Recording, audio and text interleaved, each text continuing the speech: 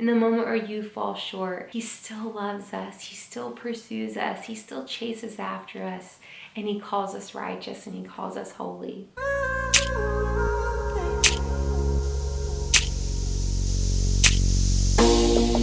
Hey guys, welcome back to my channel. It's been a while since I've done a video on the opposite side of preaching. I have a lot of things that I'm really passionate about, and I'd love to just, if you watch my videos, you see me yelling at the camera, and I'm super excited, I'm super passionate about what I'm saying. But I feel like every side of a sermon and every side of a message and preaching truth, there's kind of like the other coin to it. I would hate if my videos came across like I had it all together, or I was this super mom or super woman or super Christian girl and I didn't have any struggles. And I find that sometimes, social media or Instagram or different things can kind of portray such a highlight reel. And I just don't want my YouTube channel to be the same thing where it's portraying all these really encouraging times and you guys think that I never have rough times. I hope nobody thinks that, but just in case. I just wanted to talk about a bit of my struggle or my process with shame in motherhood. So I've done a video you can go back and watch on condemnation. I believe I can link it, but it's called What Every Christian Needs to Know. And that is just a bit of my story of growing up in the church and struggling with condemnation, struggling with shame, wondering if I was enough, and having this goal of perfection to be like the perfect Christian girl. That's a bit of my story with performance, and that can bleed into every area of my life, but I'm most aware of my struggle and my journey in motherhood. On a good day, I'm really present with my kids and I enjoy them, and I engage with play with them, making food and helping them cook, with me, laughing, making family memories. But obviously not every day is like that. There are rough days. Just recently I had one of those. I've struggled with allergies since we've moved to Texas, and when my allergies are really bad, I have a whole field of symptoms. So I can get really fatigued, I can get really uptight, my body kind of goes into fight or fight, and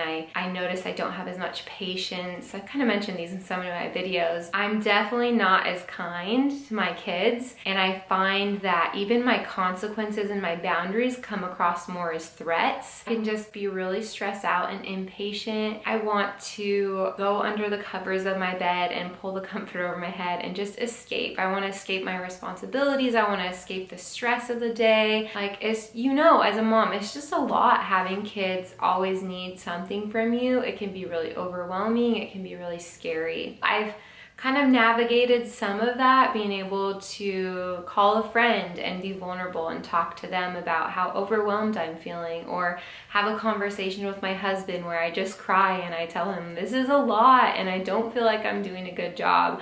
A lot of nights I can lay my head down at night and think of all the things I could have done better, but I try to be aware of the self-talk of what I'm focusing on. I try to be really kind to myself and encourage myself in what I'm doing well, instead of focusing on all the ways I feel like I failed. So on this particular stressful day, I was feeling like a failure, and this was all subconscious. It wasn't like I was aware of Kaylee, you're doing a horrible job and you should be doing better and you should be enjoying your kids more, and all these shoulds in my head, this list of things I needed to improve on. It was so subconscious and so in the back of my head, but I was just feeling down and tired, and I just wanted to hide out in bed. And I was rocking my daughter that night, and I'm gonna get emotional.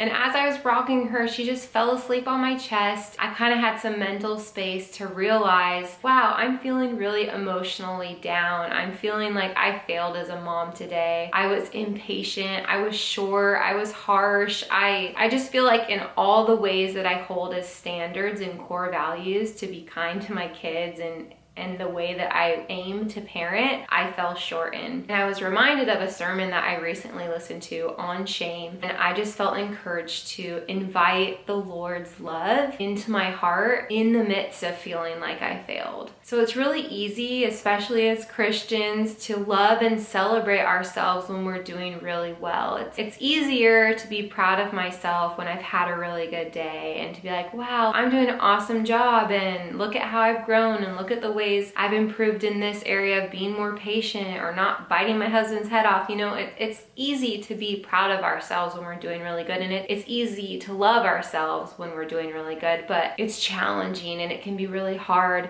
to be kind and loving to our own hearts and to ourselves when we fall short of the standards that we want to uphold and the ways that we want to live our lives and the core values we want to live out of. So I'm rocking my daughter and I just start saying, you know what, like, Kaylee, I love you in your failure. I love you when you're stressed out and when you're mean to your kids. God loves you. I'm gonna let love into this space where I feel like I failed. I've been stressed out and impatient today. I've been tired and moody. And you know what? Heart, I'm gonna let you be loved. I'm gonna let you feast on God's love. I'm gonna let you receive the love of your Father, even in the midst of your failure, in the midst of your frustrations, in the midst of your even self-judgment. And I started recognizing all the thoughts. I'd been listening to the accuser. Like, if you go watch one of my videos is on the accuser of the brethren, and I started listening to the accuser, like not even realizing how I'd partnered with these thoughts of shame towards myself and this criticism. I love Bill Johnson says that Jesus was the most humble man in the world who ever walked the earth, and he didn't say one critical thing about himself. And oftentimes I think we can spiritualize our criticism of ourselves. We aim for excellence and we aim for perfection, but really there's like a self-hatred that's mixed into that, where we are critical and judgmental of ourselves. And the Lord is our judge. We're not called to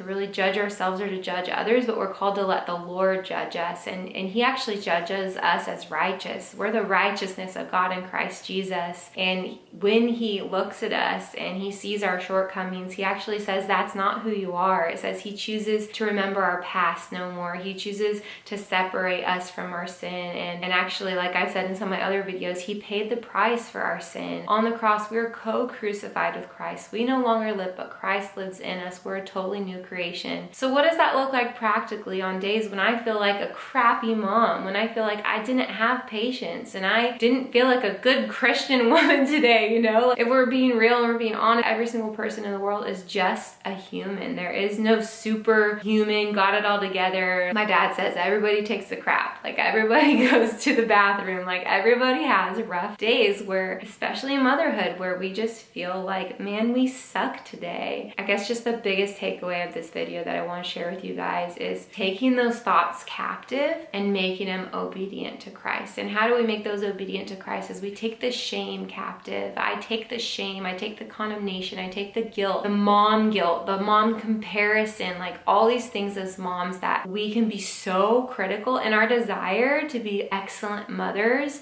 and excellent wives. I can be so critical and hard on myself. I have the love verse on my wall. Love is patient. Love is kind. Love does not envy. It does not boast. It is not proud. It is not self-seeking. It is not rude. It is not easily angered. And we can read that verse and we can think about loving other people, but how are we loving ourselves, our own hearts? How are we letting our own hearts receive the love of the Father? Love is patient. Therefore, I get to be patient with myself. I get to be patient and kind. I get to protect and trust my heart. I get to let my heart receive the love of the Father. And God is our source. Like, God is my source. So on my rough days, in my failure moments, in the days where I look and I'm like, dang, I just want that day to go away. I just wish that day didn't happen. That's how I feel at the end of the day. Can today just be over? Can we please just fast forward till tomorrow where I have new grace and new mercy to try to do this a little better? And I'm really aware of my failure and my flaws. How do I let love in those moments? And I think, like,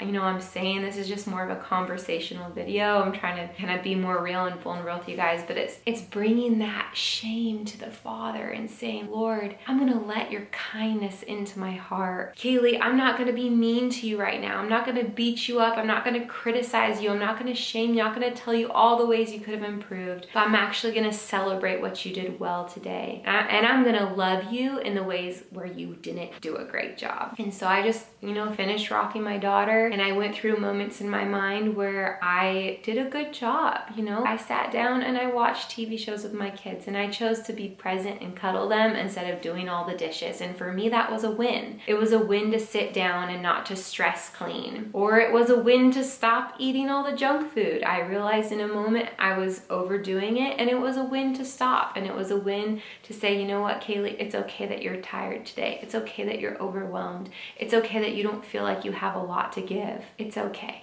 Like, it's really okay. And I guess I just want to encourage you guys. I want to encourage the mamas. I know this translates into any area, really. It translates into work and business. And, you know, shame is all across the board, whether that's body image or whether that's parenting, whether that's going after your goals. There's shame all across the board that we get to recognize in our hearts and bring to the Father. I just want to encourage you guys with, it's normal to feel shame. It's normal.